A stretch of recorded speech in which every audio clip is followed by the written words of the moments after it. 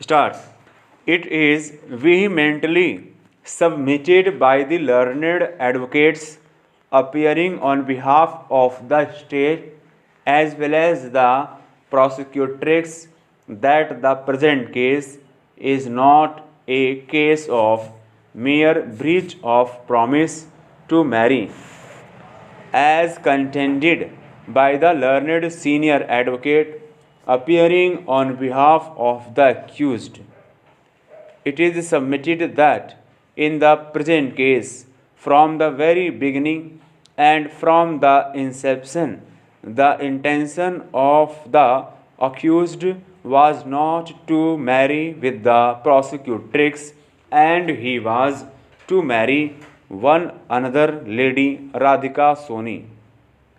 It is submitted that, despite the above, he called the prosecutrix at his residence, and by giving promise that he would marry, he had a sexual intercourse with the prosecutrix.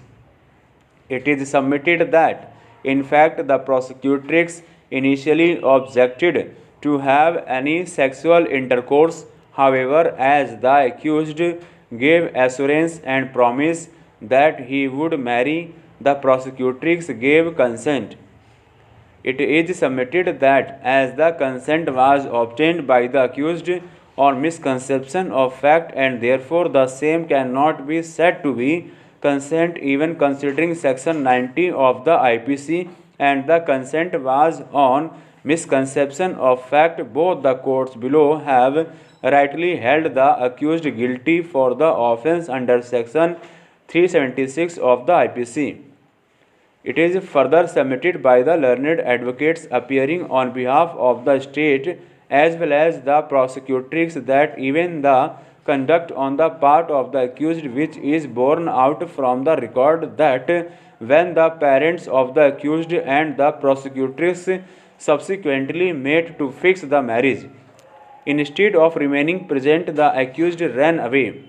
It is submitted that it has come in evidence that the accused was already to marry one another lady, Radhika Soni, and therefore there was no intention on the part of the accused from the very inception not to marry the prosecutrix, and despite the same, by giving false promise to marry, he obtained the consent of the prosecutrix and had a sexual intercourse. It is submitted that therefore in the facts and circumstances of the case, it has been established and proved beyond doubt that the consent given by the prosecutrix was on misconception of fact, and therefore the same cannot be said to be a consent, and therefore the appellant accused is rightly convicted under section 376 of the IPC. Learned advocates appearing on behalf of the respondent state as well as the original complainant prosecutrix have relied upon certain decisions of this court on section 375 of the IPC, section 90 of the IPC, and on consent on misconception of fact and on consensual sex, which will be referred to and considered hereinafter. Now, so far as the reliance placed on the decisions of this court relied upon by the learned counsel appearing on behalf of the accused referred to herein above, learned advocates appearing on behalf of the state as well as the original complainant prosecutrix have submitted that none of the aforesaid decisions shall be applicable to the facts of the case on hand. Stop.